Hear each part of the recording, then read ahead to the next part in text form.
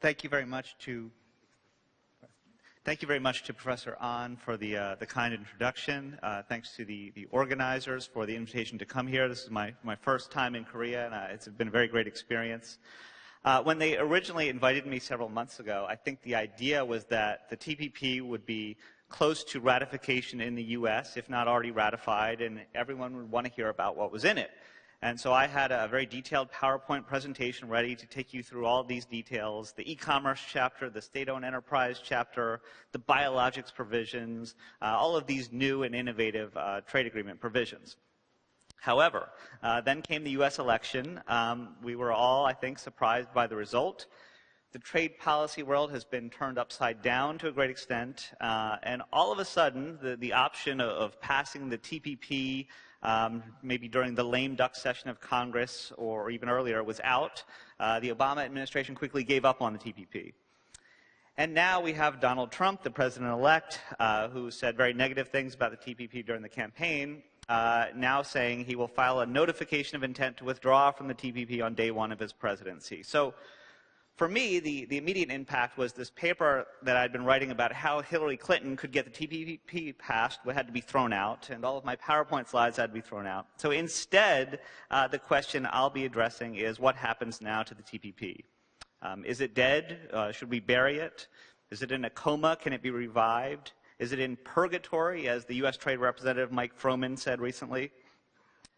I tend to think that it's not necessarily dead. I see two possibilities for a TPP revival, and maybe it's a small chance, but it's enough of a chance that it's worth talking about. So the two possibilities, somewhat obvious, are that President-elect Donald Trump eventually changes his mind and gets on board with the TPP. Sounds daunting, but maybe it can be done. And then the second one is that everyone else in the TPP can go on without the U.S. So I'm going to elaborate on both of these possibilities now. But just to be clear, if it's not obvious, like everyone else here, I'm really doing a lot of speculating about what might happen. So first, the idea of getting Donald Trump on board with the TPP. Now I know, and I already mentioned, and everyone is aware of, that he already said that on day one, he is going to file a notification of intent to withdraw from the TPP. Well, it's true, but one thing we know about Donald Trump is that he sees himself as a master negotiator. And I wonder if perhaps that explains his statement. Maybe he's serious about it, about withdrawing, but maybe that's just a negotiating tactic to get a better deal. So I use the example somebody told me once, when you're buying a car and you're negotiating with the car dealer, what you do is, when they give you a price, you walk out of the dealership and you hope they come after you and bring you back in with a better offer. And maybe that's what he's trying to do here. He's telling everybody he's going to withdraw in the hopes that they come after him and bring him back in with better offers. But we really don't know. It was a very brief statement. There was no explanation. Trump can be very dramatic and unorthodox, so it's not clear what this means. But I'm going to assume, for the purpose of this analysis, that there's still some room for Trump to come around on TPP despite this statement. So the first point, one way to gauge the chances that Donald Trump might eventually support the TPP is to, let's see if I can make this, well, my slide's not going, oh, there it is. So one way to gauge the chances of getting Trump, of whether Trump can come around on the TPP is to look at what he and his advisors said during the presidential campaign, see if we can learn anything from it.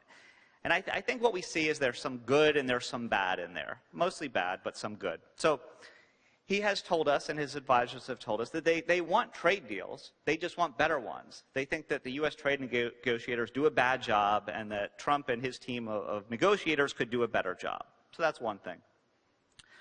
He's also talked about the NAFTA in very negative ways. He says he wants to renegotiate it or withdraw from it even. The TPP, maybe he had the harshest words there. He called it the rape of our country. That's certainly pretty negative. He generally talked about abandoning it. At one point, he showed a little flexibility and talked about renegotiating it. As for the WTO, he seemed a little more positive. He says he wants to file complaints against countries at the WTO. So, he seems to, have some affinity for the WTO system. He also said that he likes bilateral trade deals. I guess there's this fear that the United States is ganged up on in negotiations when there are multiple countries out there and that we're at some sort of disadvantage.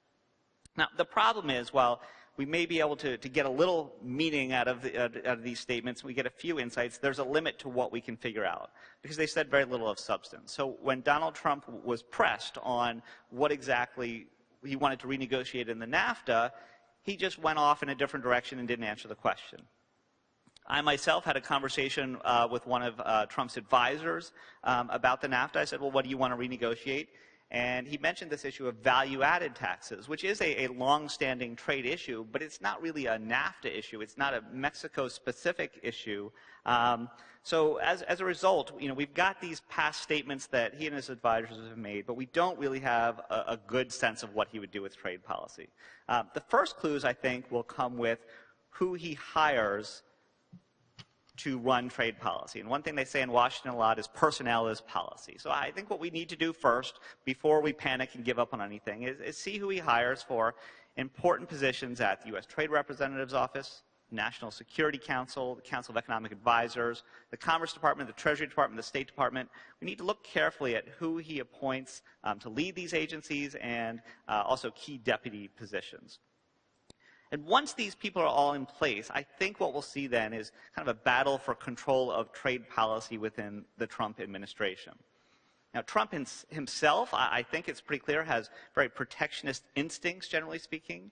Back in the 1980s, he was sort of a leading Japan basher, accusing Japan of cheating us on trade. And today, he's continued that with bashing China and others. So that's coming right from the top of the administration, and that's obviously kind of a negative. Some of his key trade advisors are very obsessed with trade deficits and with China's trade practices. So there's a business professor named Peter Navarro, an investor named Wilbur Ross, who's likely to be Secretary of Commerce, a former steel executive named Dan D'Amico. They're very critical of trade agreements when, subsequent to a trade agreement, the U.S. runs a trade deficit.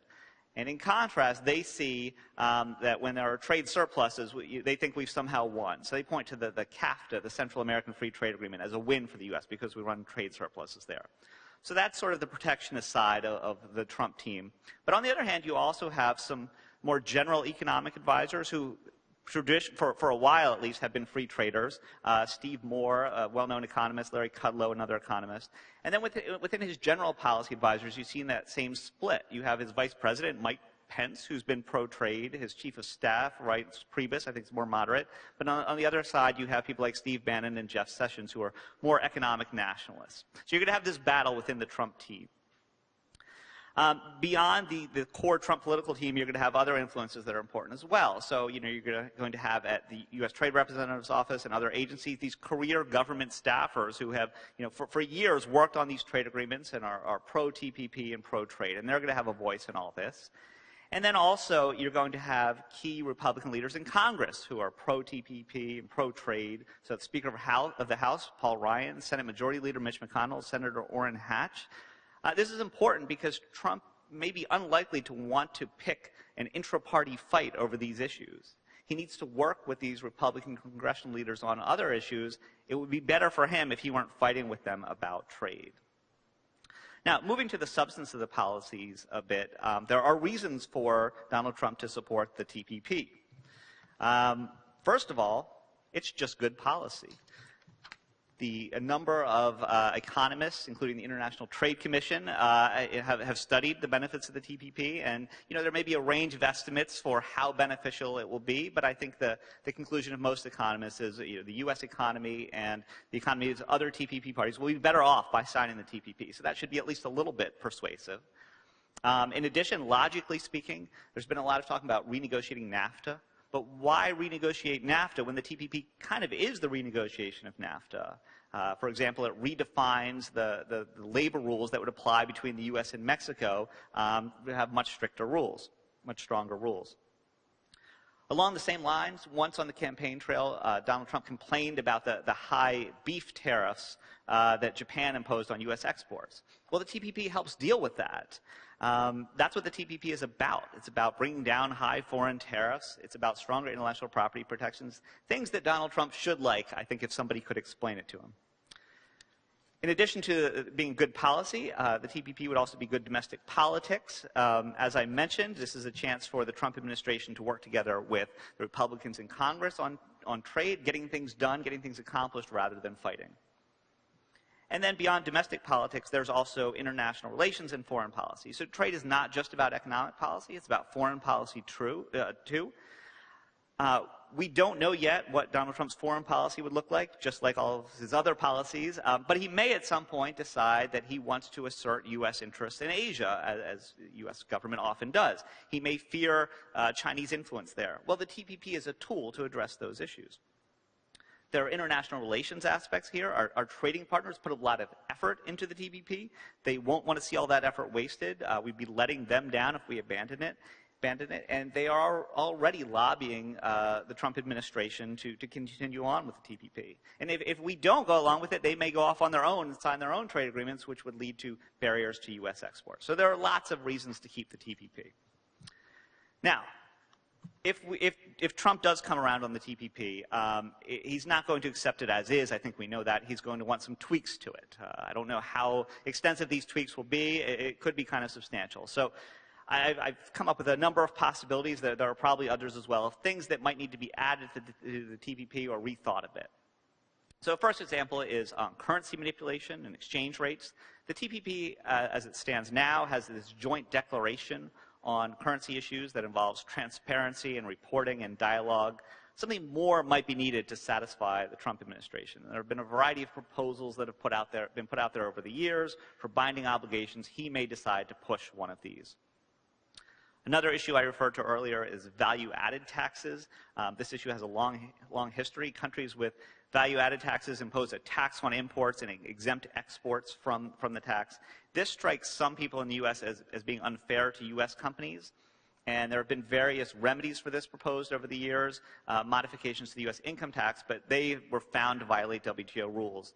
So the TPP might be a place to address this, although to me it doesn't seem like an ideal place. But if you're insisting that this issue has to be addressed, the TPP might be a place to do it. Another possible change is on rules of origin. There's a fear out there that Chinese companies will make use of the TPP to produce abroad and get access to the lower TPP tariffs. If this is a concern to people, it isn't to me, but I'm just speculating it's a concern to some people, the rules of origin could be tightened up to prevent this. Another possible change to the TPP is on investor-state dispute settlement, ISDS. Now, Donald Trump is famous for suing people, so you might think he actually would like ISDS, but there are also sovereignty concerns here. There are concerns about the U.S. government being sued. I can imagine that Trump would not be happy if foreign investors were suing the U.S. government. So you can imagine that getting rid of ISDS is something that he would like to see. But I have no evidence of that. I can just imagine it. A fifth possibility is on intellectual property. One of the most contentious issues in the TPP was the protections for biologics drugs. We ended up with a compromise position, and I think some in the U.S. who are most adamant about stronger protections were left disappointed. You can imagine that President Donald Trump would push a little harder on this issue to see if he could get more out of our trading partners. And then finally, I mentioned the tobacco carve-out, this exemption from ISDS for ISDS for lawsuits involving tobacco control measures. I think it's possible, people have speculated that some votes were lost in U.S. Congress on the TPP from Congress people who are in tobacco-producing states, and one important one is Senator Mitch McConnell, the Senate Majority Leader. If you wanted to get those Republican votes back on board, I think just removing the tobacco carve-out would probably be an effective way to do that. So these are 6 possibilities. I don't know to what extent any of these can actually be achieved. I think that the currency manipulation, the value-added tax issues, and intellectual property are going to be difficult to get the TPP, other TPP countries to agree to them. But perhaps if Donald Trump is the master negotiator that he thinks, maybe he can find a way to do it. So just very quickly, because I know the other speakers could be talking about this, so I won't say much, there's also this possibility of having the TPP without the U.S. If you can't get the U.S. on board, maybe everyone else can just go ahead. And obviously, technically, this is possible. You can change the provisions to allow for that to happen. I would think there would be some renegotiation if this were done, if this approach were taken. A lot of what's in the TPP some of what's in the TPP is there because the U.S. wanted it, and if the U.S. is not involved, well, then maybe you need to change those provisions. There would be big questions of who should be part of the TPP now. Should it be these 11 countries? Should they add in anyone new? Should Korea be a part of it? Should they think bigger and try to create a free trade area of the Asia-Pacific? There are practical questions like who will lead the way on this? Australia, Japan, Mexico. There's a lot of uncertainty here. So I see that I'm at my time limit, so I'm going to wrap it up, and I'm interested to hear what the other panelists have to say and what you have to say in the questions. To sum it up, though, at this point, I think it's clear I have many questions but few answers about what happens to the TPP, but I hopefully have at least raised some interesting questions that we can talk about afterwards.